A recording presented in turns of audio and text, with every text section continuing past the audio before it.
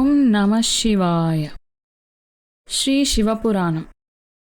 శుక్లాంబరధరం విష్ణుం శశివర్ణం చతుర్భుజం ప్రసన్నవదనం ధ్యాయేత్ సర్వవిఘ్నోపశాంతయే. భగవాన్ వేదవ్యాస మహర్షి రచించిన శివమహాపురాణం ఎంతో విశిష్టమైనది. పరమేశ్వర తత్వాన్ని, పరమేశ్వరుడి లీలల్ని విస్తృతంగా వర్ణించిన ఈ పురాణం అష్టాదశ పురాణాలలో వాయుపురాణ స్థానంలో ఉంది. శివమహాపురాణాన్ని స్వతంత్ర పురాణంగానే పరిగణిస్తారు. శివమహాపురాణం సుమారు 26,000 శ్లోకాలతో రచించబడ్డ బృహత్తర గ్రంథం. ఇందులో మొత్తం 7 సంహితలు ఉన్నాయి.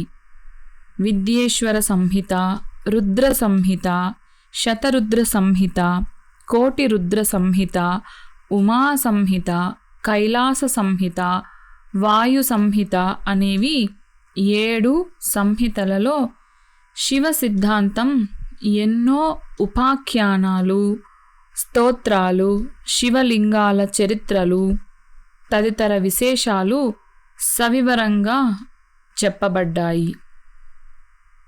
సకల విజ్ఞాన సర్వస్వం ఈ శివపురాణం. ఇందులో ఎన్నో విషయాలు చెప్పబడ్డాయి. అసలు ఈ పురాణాన్ని వింటే ఏం జరుగుతుంది? నిజంగా మంచి జరుగుతుందా?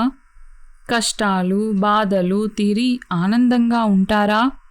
కుటుంబ కలహాలు తొలగిపోయి సంతోషంగా ఉంటారా?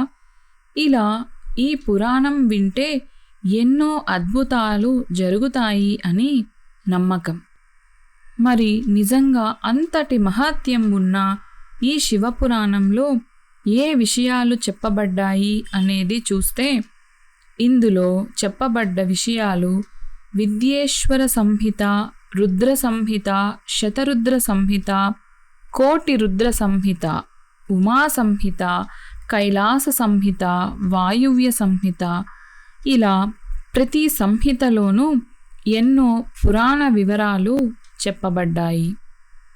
మనిషి మనుగడకు ప్రతిరూపం ఈ శివపురాణంగా ఉంటుంది. ప్రతి సంహితలోనూ ఎన్నో అధ్యాయాలు ఉంటాయి.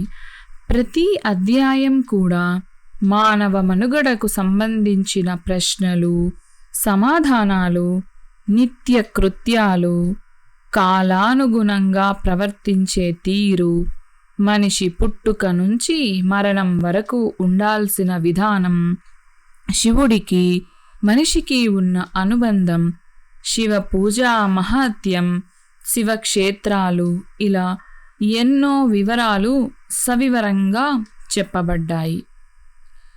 మొదట విద్యేశ్వర సంహితను చూసినట్లయితే ఇందులో మొత్తం 25 అధ్యాయాలు ఉన్నాయి.